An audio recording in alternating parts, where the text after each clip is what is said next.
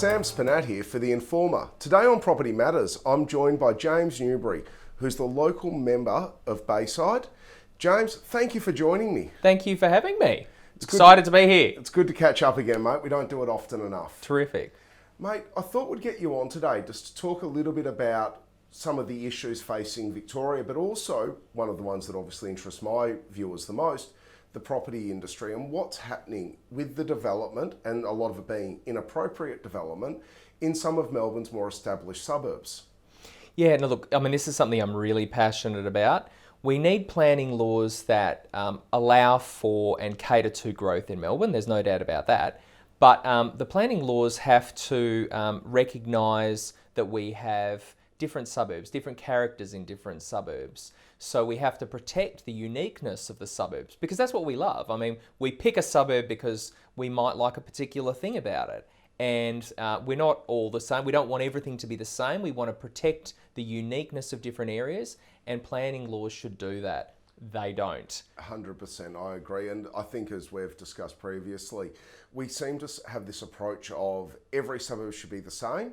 Everything should be equal. There should be no historic suburbs. There should be no new suburbs. It's just everything should look the same. And that doesn't really work for anyone, does it? No. And I think one of the big proof points to your point is that there are very little protections for heritage in our current planning laws. So in the last couple of years, we've seen a lot of developers knocking over heritage buildings. I mean, 100-plus-year-old heritage buildings, and frankly, that shouldn't happen. We should be, you can't protect your heritage if there are no real protections for heritage in law. 100%. Two of my favourite streets in Brighton, I am biased, I grew up in Brighton. Yep.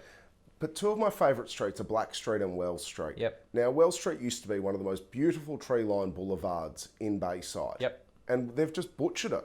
It's now the construction zone for Brighton. Mm-hmm. The whole Halifax end of Brighton is literally dug up at the moment, with a number of other developments on the way. It is the very corner of the allowable zone. So clearly, companies are looking to the very corners to where they can, frankly, make the most money and build. And that's what's happening. There is no doubt it's changing the character of that area. But there are some other areas too around Brighton and North Brighton, also Sandringham or Hampton. There are a few areas now that are real hotspots for development. It's clear they're hotspots for development. And the local community is saying, I think, we're okay with development. We're okay with someone selling their 1,000-square block and building some townhouses on it. But when developers are now actively targeting people to develop big, 20, 30 apartment blocks on a single block, big block, but, single blocks. I have an example the other day where a neighbour to a developed site came to me and said, the developer came to me and said, if I can get my neighbour to sell, we will increase the sale price of their property by $1 million. So the developers are trying to get people in on this action. Mm-hmm. It's changing the character of our community, in short. It really is. And I think once we demolish a lot of these period homes, and look, you don't have to love period homes, but obviously they are our history. Yeah. And once you remove history, you can never get it back. But also, you touched on something that I'm very annoyed about, and that is these big blocks of apartments going up in neighbourhood areas. Mm-hmm. Does anyone actually understand what building 32 apartments where 4 houses used to be, as we saw in Hampton, what that's going to do to the traffic of a little side street? Well, you talk about Service Street in Hampton. I mean, wow, is that a contentious one? Because you're talking about a spot in Hampton which is a heritage homes in that street. There's nothing even remotely similar nearby. I can completely understand why literally thousands of people in the local community are upset by the minister not intervening and protecting the homes, because the local residents know that once that goes up, the street's gone. You will see house after house after house go down in that street, which is a crying shame. It'll completely destroy that street and its surrounds. it's just not right. Well, I think you touched on it there. I know we have a planning minister, Mr. Richard Wynne, and I loathe to think that he actually understands what his role is. Whilst the council have been derelict in their duties completely in protecting and doing their job, I think they're more interested in their little pet projects these days than actually doing the roads, rates and rubbish. The planning minister has been just completely negligent in his role and almost, I would say, incompetent. Can I say, I'd love to tell you he's incompetent. I'd love it. I'd love more than anything else to tell you he's incompetent. But I think he's a party to it. So in 2017, the government changed the planning laws with what they called a refresh. Doesn't that sound nice and innocent? It wasn't. They identified certain suburbs that they said to developers effectively, these are targeted hotspots. Hampton was one of them. A hotspot for development. That was a government intervention. So it wasn't necessarily happening around him without him knowing. This is what they want. They actually want people coming into Hampton and overdeveloping it. And the community, I think, is saying, well, we don't want that, and you're changing the character of our community. And I suppose the little bit of a conspiracy theorist in me, I know it's a bit of a dirty term, but I'm going to say it, always says, are they trying to change the demographics of these areas to suit their goal as opposed to what the community's goal is? There's no doubt in my mind, sorry to sully this conversation with politics, if you look at the way they are allowing development and also the public housing initiative, in my mind there is a clear target of trying to bring Labor voters into certain seats. I think that is pretty obvious to the political observer. Yeah, look, I tend to agree with you, and it's something I'm very passionate about, is that we live in certain areas because we enjoy the community. We go to these areas because of the community, and when those communities change, the traditional voters may actually leave. I've got no issue. My electorate, my community is made up of people who vote all different ways, and I've got no issue with that. I think that if you're a good local MP, people will vote for you, and if you're a really good local MP, you probably convert Labor and Green voters to you. So that isn't my main concern. My main concern is suburbs have a uniqueness, or every suburb has a uniqueness about it, and government shouldn't be in the business of destroying those unique qualities. We should be protecting them. We should be protecting heritage. And we should be protecting the unique way of life that we live in and can choose to live in the suburbs we move into. And obviously, look, suburbs do evolve. We're not arguing about Absolutely. that. But I think what we're all worried about in general as the public is, what's the 5-year plan? What's the 10-year plan? What's the 15-year plan? Where does this actually end up? Well, I think the follow-on to that point is if you look at this development compared with other suburbs, the government is saying people come into this community, but isn't matching it with any infrastructure. None. We are not getting any infrastructure spend. And I think we would both agree, well, okay, if you're adding more people to a suburb, well, whether or not that's right or wrong, that's one part of the equation, but it's got to be matched with infrastructure. It's got to be matched with safety infrastructure. None of that is happening. I mean, for me to get safety infrastructure money in this area, I have to fight like you wouldn't believe. And so that, sadly, is the missing piece, I think, from the government's perspective.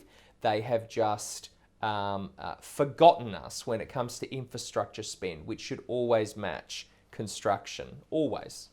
And I think that's something I know you've been very passionate about, particularly with the Grenville rail crossing down at the bottom end of Hampton. But just coming back to the point I raised a little bit earlier, and I don't want it to be too political, this conversation, but do you think they are changing the demographics of the suburbs to re-engineer how the voting public is to suit their needs more so than the community's needs? Look, I think this Labor government has shown that they put politics 1 and everything else 2. Clearly that isn't the way it should be. Clearly that isn't the way it should be. As a local member, my views are not based on that. If you're asking me the question, I'll say it pretty simply. I have no doubt Labor is politicising planning and are using the planning levers for straight politicisation. No doubt in my mind. Perfect. We'll move away from the politics stuff now. Yeah. But it's just You don't have to twist my arm, right? No. It's just something I find very frustrating. And I suppose the older demographics of the community who have been here for 20, 30, 40, 50 years, I said I grew up in these areas and I have seen a change. But I suppose what frustrates everyone, and we call it the pub talk, is what is going to happen to our community? What is going to happen with the increase of traffic?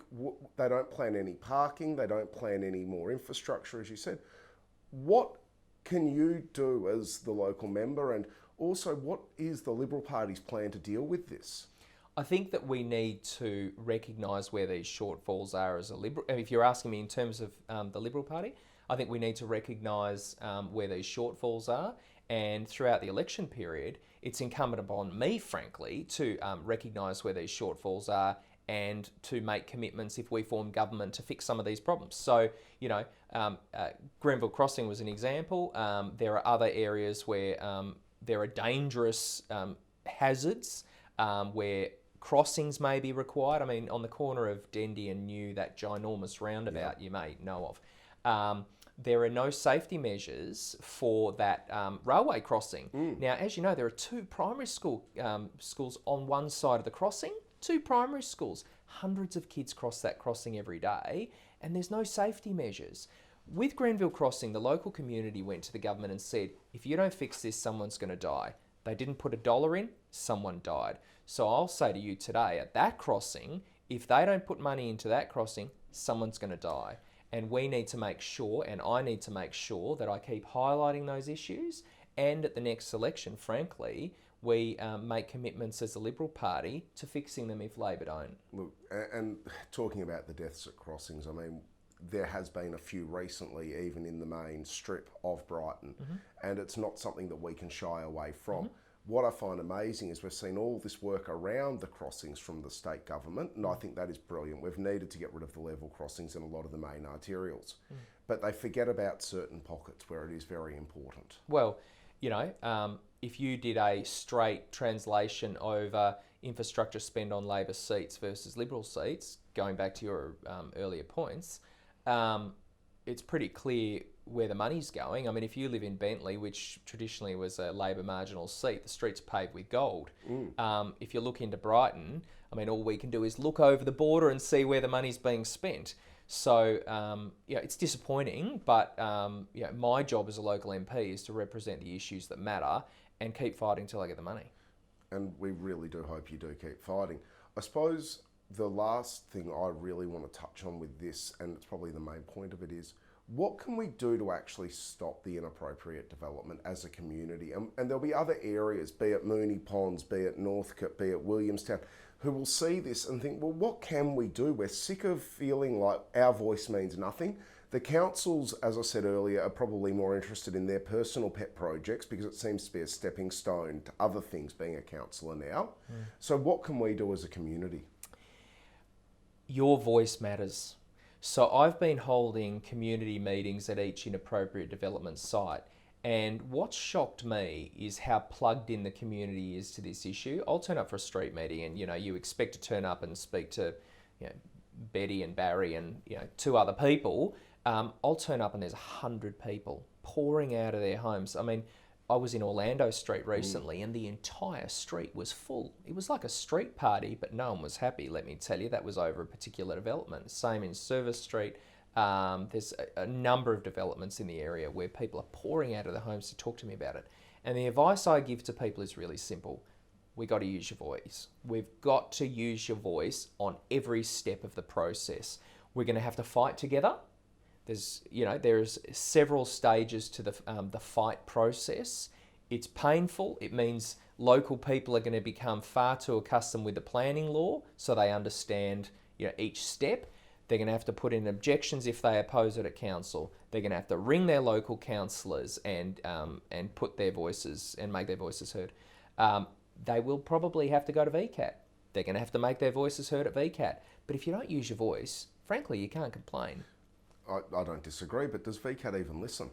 I think I say to people who are frustrated and they're concerned and they make those points to me, We've got to fight. We've got to fight every step of the way. It's going to be an uphill battle. We're not going to win every fight. But if you fight, we will win more than if you don't. No, I think that's a really good point. And I think that's sort of where we're all heading, is that we need to get our back up about it. We need to understand that you've got to have your voice heard. And I think sometimes, and in Australia in particular, and probably in Melbourne more than ever, because we are a little bit more meek and mild sometimes around wanting to get involved in local politics. We all just kind of want to be left alone. But you've got to make your councillors realise that they need to fight on behalf of their community. This is one of their big issues now. They need to stand up and be counted. Well, and the other thing I'd say to Melbourne more generally, not just my community, we just said Labor's really political in the way they make decisions. They will change their behaviour if they think Melbourne is unhappy. So I'd say to the whole of Melbourne, if you're unhappy in what is happening in development, you must use your voice, and you've got to tell Labor that you blame them, because it's the only way we're going to see change. And to my local community, I'd say, I'm not asking you to use your voice and not have me there with you. I will be the loudest voice, and I'll be absolutely with you in the pack. So if you use your voice, we will stop some of this stuff. And if we keep telling Labor they've got to change, we will get change. Beautiful, mate. I really appreciate your time Anytime. today. I had a lot of fun. Thanks, James. And thank you for watching The Informer. Today on Property Matters, we're continuing the good fight. Thank you.